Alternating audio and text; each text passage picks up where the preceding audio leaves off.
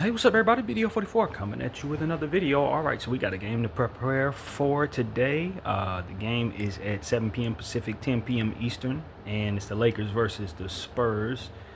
I believe this game is in Los Angeles, man. And you know, the San Antonio Spurs are a team that's won a lot of games. Let's be clear, they are 5-1. Your Lakers are 5-2. We're proud of that for certain as well.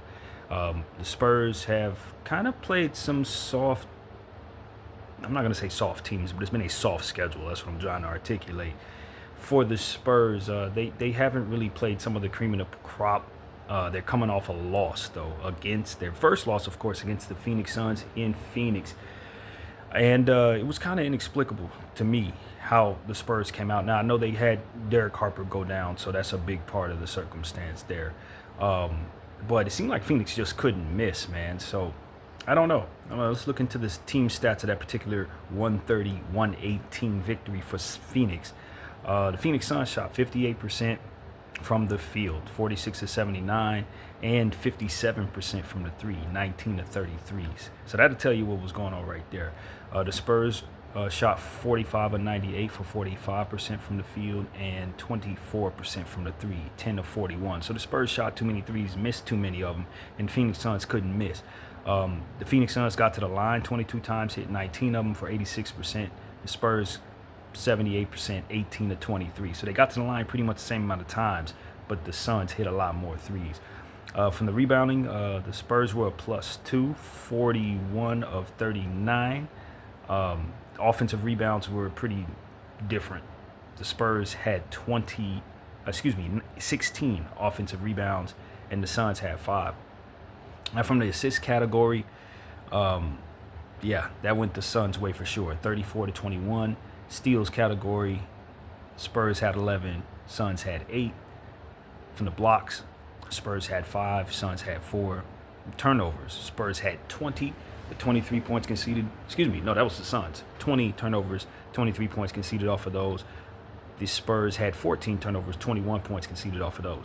Spurs were 20 in the fast break points to the Suns 11, and the Spurs had a lot more interior points. 64 points in the paint to the Suns 38. So, that's how that went. And of course, we'll go over the box score of the team we'll see and kind of skip Phoenix, but we know Phoenix didn't miss. Basically, that's really what it came down to. There just wasn't a whole lot of missing going on. So, yeah, man. Julian Champagnie had 13 points in this game, 4 rebounds, 2 assists, and 1 steal on 3 of 6 from the 3. No, that was Harrison Barnes. Sorry, I'm having some issues here with this phone I'm using. Julian Champagnie actually had 9 points, 5 rebounds, 1 assist, 2 steals, at 2 of 4 from the field, 1 of 3 from 3. So the first guy, 3 of 6 was Harrison. Wemby had 9 points. What? In 34 minutes, 9 rebounds, 2 assists, 1 steal, and 4 blocks. 4 of 14 from the field, 1 of 5 from 3. Very bad game for Wemby, even though he chipped in other areas. Devin Vassell only had 4 points, 3 rebounds, 2 assists, 2 of 9 from the field, 0 of 6 from 3. Yeah, he was part of the problem there. Stephon Castle walked away with some normal numbers. 26 points, 7 rebounds, 5 assists, 2 steals, 10 to 16 from the field, 2 of 5 from 3. Keldon Johnson, 19 points, 3 rebounds, 2 assists, 8 of 14 from the field, 1 of 4 from the three-point line. And it was hard to get anything out of anybody else. Bryant walked away with 10 points. The rookie there, 2 steals and a rebound, 4 of 8 from the field, 1 of 3 from 3. A guy by the name of Minks, of whom I'm not familiar with, he had 9 points in 5 minutes. Maybe they give him more minutes. 4 of 6 from the field, 1 of 3 from 3 in garbage time. And Derek Harper got hurt in this game, 12 points in 11 minutes, 1 assist there, 5 of 8 from the field. We will not be seeing Derek, as I mentioned. He got hurt. Daniel Garcia came in, chipped in with a 2.1 rebound, actually 2 rebound game, 2 assists. He should be getting more minutes. He's really good. 1 of 3 from the field. Harrison Ingram in 5 minutes of play as well, 2 points, 2 rebounds there on 1 or 2 from the field. Bismack Biyombo actually checked into this game. In 6 minutes, he got a board and an assist. And McLaughlin had 19 minutes in this game for 3 points, 4 assists, and 2 boards. So yeah, that's how that went, man. Just a dud for the Spurs, to be honest with you. I know they can play better than this, and you should expect that they will against us, especially since they played this bad in their last game. It's just not something you expect the Spurs to do very often. Phoenix just shot out of this world, and it was nothing they could really do about it other than to watch it happen. So the game before that, back when the Spurs were an undefeated team, they played against the Miami Heat 107-101. Now, we covered this game because we recently played the Heat ourselves. And we'll briefly go over it, but because of that, it won't be much to say. Um, the Spurs took care of them 107-101 and shot 44% from the field, 38 of 86. The Heat shot 39 of 90 for 43%. The three-point percentage was 34 for the Spurs, 14 of 41. Once again, they shot a lot, missed a lot. And for the Heat, 15 of 38 for 39%. Now, the Spurs got to the line 23 times, hit 17 of them. And the Heat, 8 of 11 from the free throw line, 72%. The Spurs were a +7 from the rebounding total, 48 to 41. Spurs had 9 offensive boards, 5 for the Heat, and the assist category, 29 for the Heat, 26 for the Spurs. 10 steals for the Spurs to the Heat, 6. 8 blocks for the Spurs to the Heat, 2. The Spurs had 11 turnovers, 14 points conceded off of those, and the Heat had 14 turnovers, 19 points conceded off of those. 18 points in the paint for the Spurs, 9 for the Heat, 42 points in the paint. That was fast break points. 18 fast break points for the Spurs, 9 for the Heat, 40 points in the paint for the Spurs, 42 for the Heat. That's how that went. So yeah, that's the game there. Get into the box score briefly and then move on to the next game as we work backwards in regards to the Spurs wins and losses. Harrison Barnes had 10 points, 2 rebounds, 2 assists, and 2 steals on 3 of 8 from the field. Julian Champagnie chipped in with 2 points, 5 rebounds, 2 assists, 2 steals, 1 block. He filled up the box score even though he only hit 1 shot, 1 of 6 from the field, 0 of 4 from 3. Wembanyama had a good game in this one, 27 points, 18 rebounds, 6 assists, and 5 blocks, 10 of 23 from the field, 1 of 5 from 3. That's more like Wemby. Devin Vassell, 17 points, 9 rebounds, 1 assist, 6 of 16 from the field, 4 of 12 from the 3. Stephon Castle had 21 points, 6 rebounds, 8 assists, and 4 steals, and a block, 7 of 12 from the field, 2 of 4 from 3. He's playing great. The reigning rookie of the year. Keldon Johnson had 11 points, 3 rebounds, 1 assist, 4 of 17 from the field, 1 of 2 from 3. And Derek Harper, 13 points, 4 assists, 5 of 10 from the field, 2 of 5 from 3. Jordan McLaughlin chipped in with 6 points, 2 rebounds, 2 assists in 11 minutes on 2 of 4 from the field, 2 of 3 from 3. And Bismack Biyombo gave them a board in just 7 minutes of play. And that's really how that went. They got the win. Bam Adebayo went for 31 and 10. Simone Fontecchio went for 18 points and 3 boards. Andrew Wiggins had 24 points in just 35 minutes. He shot very well. But it wasn't enough because the Spurs improved to a 5-0 record at that point before again falling to the Suns, as we saw just a moment ago. So let's get into the next game. Moving backwards in time, San Antonio Spurs played the Toronto Raptors, and they had the victory there, 121-103. And let's get into the team stats in just a second as we do that. All right, so the Spurs shot 39 of 67 from the field for 58% in this one from the field, as already said. The three-point percentage was 48%, 13 of 27. So they shot less threes and hit more of them. They were playing better back then. They've been launching too many threes as of late. Maybe they continue that tonight. They got to the line 36 times in this game, y'all. 30 of 36 for 83%. That's a lot. We can't let that happen tonight. Toronto shot 37 of 79 from the field for 46%. From the 3, 12 of 32 for 37%. And from the free throw line, 17 of 23 for 73%. Now, the Spurs killed it on the glass, 44-20. They had 7 offensive boards. The Toronto Raptors only had 1. So that right there tell you what happened. That'll end the game for you most of the time. Both teams had 29 assists. The Raptors had 9 steals to this 11 from the Spurs, and the Spurs had 3 blocks. Toronto had 4. The Spurs had 21 turnovers, 22 points conceded off of those. That's a lot. And the Toronto Raptors had 15 turnovers, 20 points conceded off of those. Fast break points was a +5 for Toronto, 14-9, and the points in the paint were +4 for Toronto, 44-40. At one point, the Spurs were up by 22. Toronto never did lead in this game. Let's get into the Spurs box score here as we continue to push along. It's a little slower. Using a different phone, as you guys know. A lot of phone issues. So let's get into what Harrison Barnes did. In 32 minutes of play, he had 18 points, 5 assists, 1 steal, 6 or 7 from the field, 4 or 5 from 3. He's not missing very much. They call him Mr. 100%. So we need to be ready for Harrison Barnes. Unk is also what they call him. He has become a very beloved Spur these days. Julian Champagnie, 9 points, 9 boards, 1 assist, 3 or 7 from the field, 1 or 4 from 3. Can't have him getting 9 boards, by the way. We got to keep him off the glass. Victor Wembanyama, 24 points, 15 rebounds, 4 assists, 1 steal, 1 block. 7 to 8 from the field. Did not attempt a 3, surprisingly enough, but Wemby was Wemby in this one. Devin Vassell, 15 points, 5 assists, 3 rebounds, 2 steals, 5 of 10 from the field, 2 of 6 from 3. He's taking on a bigger role now. We need to circle number 24, Devin Vassell. He's a great shooter. He's healthy, and he's going to be a problem for us. And last time I said that, he got his career high against us. So you know he likes playing against the Lakers, Devin Vassell. Stephon Castle, 22 points, 5 rebounds, 4 assists, 2 steals, 6 of 12 from the field, 1 of 4 from 3. He continues to push along, having a great start to his season. Keldon Johnson in 24 minutes of play, 10 points, 5 rebounds, 1 steal, 4 of 6 from the field, 2 of 3 from 3. Yeah, not bad. Daniel Gomes-Garcia had 2 points in 2 minutes.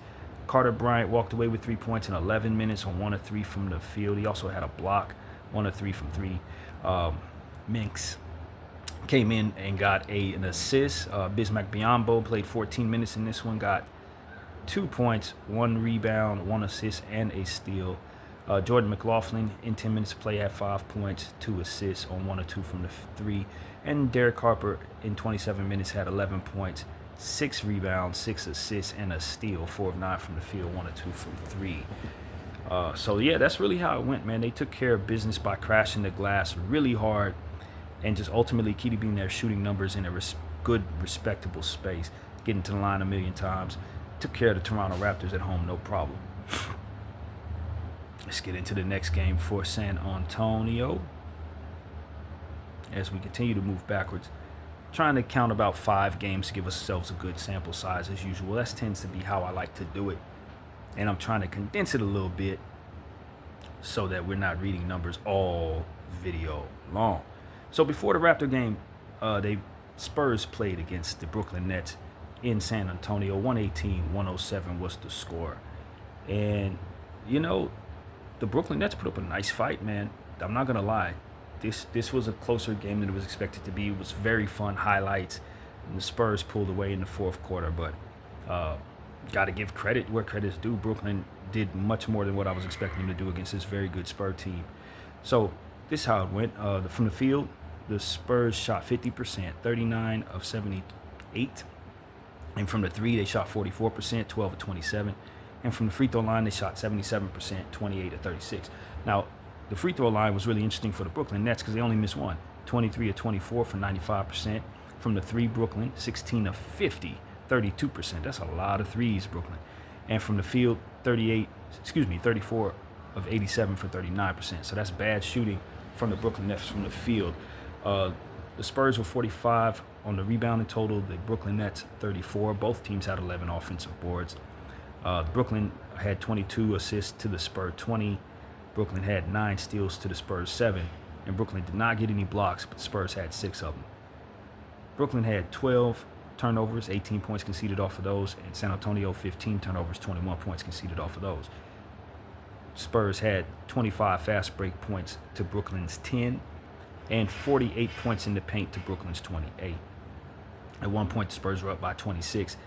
And Brooklyn ended up having a 7-point lead in this game at one point. Let's get into the box score for the San Antonio Spurs. Harrison Barnes had 4 points in this one, 3 rebounds, 1 assist in 25 minutes of play. Julian Champagnie, in 31 minutes of play, 13 points, 6 rebounds, 2 assists on 4 of 5 from the field, 3 of 4 from 3. Harrison Barnes, by the way, shot 2 of 9 from the field, 0 of 5 from 3. Not a good night, not 100%, not living up to his name. Victor Wembanyama, in 36 minutes of play, had 31 points, 14 rebounds, 4 assists, 3 steals, and 6 blocks. 9 of 21 from the field, 3 of 6 from 3. My goodness, man. And 10 of 15 from the free throw line. This was a Wemby special right here. Devin Vassell in 35 minutes had 16 points, 3 rebounds, 1 assist, 1 steal on 6 of 12 from the field, 4 of 6 from 3. Real clean shooting night for Devin Vassell. Stephon Castle in 30 minutes, 13 points, 6 rebounds, 3 assists, 5 of 10 from the field, 0 of 2 from 3. He also had 5 turnovers. We kind of want to see him do that tonight. Keldon Johnson, 29 minutes, 19 points, 6 rebounds, 3 of them offensive rebounds, 1 assist, 1 steal on 5 of 9 from the field, 2 of 4 from 3. Good night there for Keldon Johnson. Bismack had a board in 12 minutes. Carter Bryant chipped in 2 points in 5 minutes. McLaughlin chipped in a missed shot in 7 minutes. And Dylan Harper had 29 minutes of play, 20 points, 6 rebounds, 8 assists on 8 of 11 from the field. He was really good. Man, they're going to miss Dylan Harper, and I see he makes up a good portion of what their bench scoring is. That might have been the issue. You remove him from the situation, suddenly they don't have much of a bench. And so that, I think, is what happened against Phoenix as I look back on what we just saw there. That's kind of how that went, man. Brooklyn put up a good fight, man. Cam Thomas walked away with 41 points. He had a fantastic corner and 1-3 falling away. It was special. And other than that, it wasn't a whole lot going from the Brooklyn side. Michael Porter walked away with 15. Everybody else was pretty much 10 or under in the points column. So they just couldn't keep up with San Antonio, but they did play a good game, and it was fun to watch those highlights. All right, I think we have one more game to cover in regards to the San Antonio Spurs, and then we can move on here. But yeah, the San Antonio Spurs, they were undefeated up until that game, of course. So you know they won the one that we're going to cover right here. And that was in New Orleans, 120-116. New Orleans Pelicans did a lot of flexing, but ultimately did not win the game. And, that's really what it came down to. They were flexing early, especially, what's our guy name? Zion Williamson. I just thought he was celebrating too much in this game too soon. Now, they did get it to overtime, so that's pretty impressive for New Orleans, but ultimately it didn't work out. And the team stats will let us know a little bit. So, the Spurs shot 45% from the field, 45 of 98, and the Pelicans shot 43% from the field, 42 of 97. Spurs shot 13 of 43 from the 3 for 30%. Pels 10 of 32 from 3, 31%. And from the free throw line, both teams did not shoot well. 17 of 26 for the Spurs for 65%, 22 of 23 for the Pelicans, 75%. Now, the Spurs, of course, won the boards 59 to 45 and had 20 offensive boards to the Pelicans 16. So it was a lot of offensive rebounds, a lot of bricking going on, to say the least. The Spurs were +1 in the assist category, 25 to 24. The Pelicans were +4 in the steals category, 10 to 6. The Spurs had 13 blocks, Pelicans had 3, and the Spurs had 19 turnovers, 24 points conceded off of those, and the Pelicans had 15 turnovers, 20 points conceded off of those. The fast break points were +4 for the Spurs, 23 to 19, and +4 also in the points in the paint, 64 to 60. And the largest lead of the game for the Spurs was 9, and the Pelicans had an 8-point lead at 1 point. All right, jumping straight into the box score, only for the team we'll face. Harrison Barnes, 34 minutes of play, 7 points, 5 assists, 1 rebound, 1 steal, and 2 blocks on 2 of 5 from the field, 1 of 3 from 3. He was a +12 for his team. Julian Champagnie had 36 minutes out there, 7 points, 8 rebounds, 3 assists, 1 steal, 3 of 8 from the field, 1 of 6 from 3. He's been chipping in a lot of areas, killing it on the glass. We got to keep Julian off the glass. That's key. We want to do better against this team in the boards because Wemby's going to get his. So we got to keep the other guys off the glass. Victor Wembanyama in 32 minutes had 29 points, 11 rebounds, 3 offensive, 2 assists, 9 blocks, and a steal. 13 of 23 from the field, 0 of 3 from 3. The block numbers he's putting up are second to none. I don't remember seeing too many players in the history of the sport put up blocks like this dude. It just is what it is, man. He's something different. Devin Vassell in 40 minutes. Wow, 40 minutes for Devin in this one. 23 points, 5 rebounds, 1 assist and 1 steal. 8 of 19 from the field, 6 of 14 from 3. Boy, was he launching threes. Stephon Castle in 33 minutes had 16 points, 6 rebounds, 6 assists, 1 steal, and 1 block. He also had 10 turnovers, did Stephon Castle. 10. All by himself. 5 of 12 from the field, 3 of 8 from 3. If we can force him into 10 turnovers, I think we win the game. Keldon Johnson, 8 points, 10 rebounds, 5 of them offensive, 1 assist, 4 of 7 from the field, 0 of 1 from 3. We cannot let Keldon Johnson and Julian Champagnie kill on the glass like these opponents have been doing. Lakers, we can't do that. Luke Cornett, I think he got hurt somewhere after this because we ain't heard his name since, have we? In 35 minutes, he had 14 points, 12 rebounds, 9 offensive boards. 9? God, Luke. 4 assists, 6 of 9 from the field, did not attempt a 3. But boy, did he kill it on the glass. 9 offensive rebounds. And Dylan Harper in 26 minutes of play had 13 points, 5 rebounds, 3 assists, 3 of 12 from the field, 1 of 5 from the 3. Not a good shooting night for the Rook, but we won't have to worry about him at all because he's hurt. So that's how it went, man. It went into overtime, but the rebounding totals and the block numbers for the Spurs were just absolutely eye-opening. Zion walked away with 27 and 10. Trigger Murphy walked away with 24 and 10. So they got their share. 15 points from Derek Queen, who's also coming off a really good game, by the way. That's a whole nother story, but he's starting to come along. But the point was, New Orleans did put up a good fight, but ultimately in overtime, the Spurs took care of business off of big games from several people. So the takeaway for me in looking at the Spurs is that they are probably dealing with some bench issues now that Dylan Harper's not out there doing that consistent stuff he was doing. We also need to understand that this is a team that's been turning the ball over a bit more than I expected, but have been crashing the glass pretty hard with their personnel. So if the Lakers are going to do business tonight, we're going to have to box out. We're going to have to try to keep our turnovers down as well, since they seem to be forcing a lot of turnovers. And just don't test shot blockers. At the end of the day, they got the best shot blocker on the planet. Don't try to lay the ball up over him. Do adjust accordingly. That's all I would say about that particular thing. Spurs are a very good team, but I do think they're missing somebody that makes them who they are. Off of that bench production is everything. So if we can get this team into foul trouble and expose their struggles on the bench, force guys like Keldon Johnson and, Daniel Jones, Garcia, Harrison, Ingram, and Minks and all them to play a little more, I think we'll be all right. Because at the end of the day, the majority of what they were getting was coming out of Cornette and, of course, coming out of Dylan Harper. And if they don't have those guys coming off the bench, Keldon Johnson's really the only person they can count on to produce. And that is not something they can afford. So you're going to see their starters out there a lot. And, I like our chances. Because at the end of the day, when you know what came together to make a team elite, and you remove a big cog from that, they got to adjust. And they're not adjusting well. And that's what happened against the Phoenix Suns. It just is what it is. I don't think they're the same team without Dylan Harper out there. And he ain't going to be out there for another couple weeks. Speaking of which, let's check out the injury report and get some specifics on what we're looking at as well for our squad. The Lakers. Austin Reeves is a game-time decision. Of course, he missed the last one, so did everybody else, even though we had one of our best wins of the season in Portland. Maxi Kleber, of course, has continued to be out. Jackson Hayes is a game-time decision. We could really use Jackson tonight. I mean, he was Wemby, for goodness sake. Adu has continued to return slowly. They're ramping him up. Adu Thero, he's out tonight. And Gabe Vincent, of course, is going to be out till the 12th of November. I don't need him to come back at all. As good as our guards have been playing, as good as we've looked without him, and as poor as we looked with him, that's kind of the consistent theme there. I think we're a better team without Gabe Vincent. You can be mad at me for that. I don't think too many people would be, but, it just is what it is. For the Spurs, Jeremy Sohan is a game-time decision.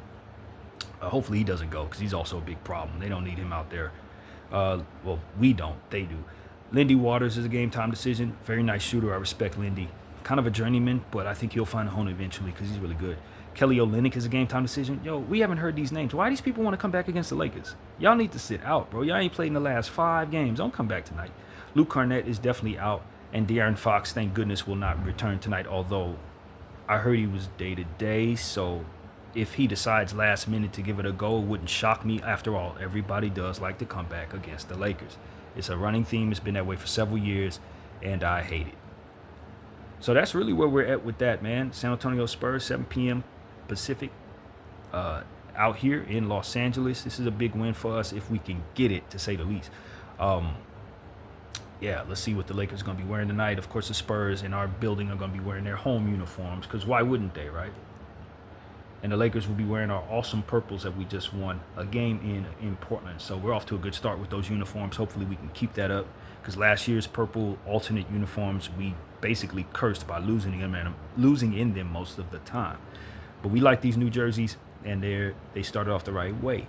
So the projected starters for this game for the Spurs: Stephon Castle, Devin Vassell, Harrison Barnes, Julian Champagnie, and of course, Victor. And for the Lakers, we're expected to start Marcus Smart, Austin Reeves, Luka Doncic, Rui, and Ayton. So hopefully things hold up. We have our guys back out there. The injury report on this side of the fence is the same as it was over there, so I don't need to read that out anymore. You guys get the point. Hopefully Jeremy Shohan and Kelly and Luke don't come out there, because that's a lot of size. I mean, that's all 3 of their backup centers, and it changes the dynamic of what I described. If they can get those people back and they're all playing very well, then they'll make up the difference on their bench for certain and create a lot of problems for our teams that just doesn't have as many bigs as them, to say the least, given the fact that Wemby is literally on their team. And for the Lakers, the injury report looks the same to me. Yeah. Jackson Hayes, we really need you to give it a go, especially if all them other guys are going to come back out there. We can't afford for you to rest this game. You need to be out there along with Ayton. We're going to need all our centers. So, yeah, that's really what it is, man. Hopefully Austin can go as well, because he's a big deal, to say the least, for our team.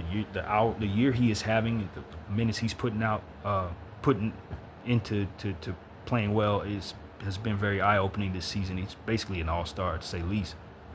I would be disappointed if he doesn't make the all-star team at this point. And going up against a team that only has 1 loss, it would be helpful if we can really have all of our best talent out there. Of course, Bron is not going to be back. But you get what I'm trying to say. We need to be healthy out there as possible. Hopefully, guys do not miss this game. Y'all had the last game off. We got away with it against Portland. I would not test San Antonio the same way. I would not. If guys can go, probably should go. So that's pretty much what I have to say, man. I'm really, really happy about that last game. Shout out to the Lakers for holding it down. Next man up mentality. Nick Smith was phenomenal. He looked like prime Iverson out there. I don't know what he's gotten into, but if he can keep it up, he changes the ceiling of our team if we utilize him properly, because I see him as an upgrade from Gabe Vincent if he plays like this. And Bronny James, I went back and watched the highlights of that game, since you guys know I didn't watch much of that game at all, unfortunately. And I thought Bronny James' playmaking was fantastic. He hit a corner 3 in the 4th quarter that I thought was pretty good. He just really looked like he belonged out there. I was listening to people talk about that, and that's the sentiment that everyone's been saying. You know, it's one of those things where you can see his development really coming along, and I like that we've been able to get him minutes out there. Another reason why Gabe Vincent don't need to come back, because we're getting young players, ball handlers who play that role, minutes, and they're flourishing, you know, and gotta love what we're doing out there. At the end of the day, Ayton played fantastic. You know, you're talking about Ayton playing against his old squad and really being formidable out there and holding the star role down with all of our players out. And of course, Rui being efficient, having a good night was extremely helpful. It was just a good game. Jake LaRavia on his birthday. Happy belated birthday, Jake. He was balling out, did all the things we needed him to do. Love the breakout that he's having this year in our uniform. It's just been from man to man to man, guys playing better than what you expect of them. And you got to give credit not only to those guys, but also to the coaching staff. JJ's got these guys buying in and is helping us to big wins. So we're 6-2 right now, sitting 3rd on the top of the Western Conference. You got to love what the Lakers are doing, man. You know what I mean? And the Spurs team is a team that's ahead of us right now. And, of course, the Thunder are undefeated. Beating the Spurs tonight will go a long way in getting us where we need to be. So I think this is a game, obviously, you take seriously. I'm so proud of the Lakers bench unit for holding us down while our guys were out. But we get Luka back for certain tonight. Hopefully Austin will be back tonight. And we should be ready to rock, man. We should be ready to rock against a Spurs team that's missing Dylan Harper, one of their best players, rookie, second overall pick.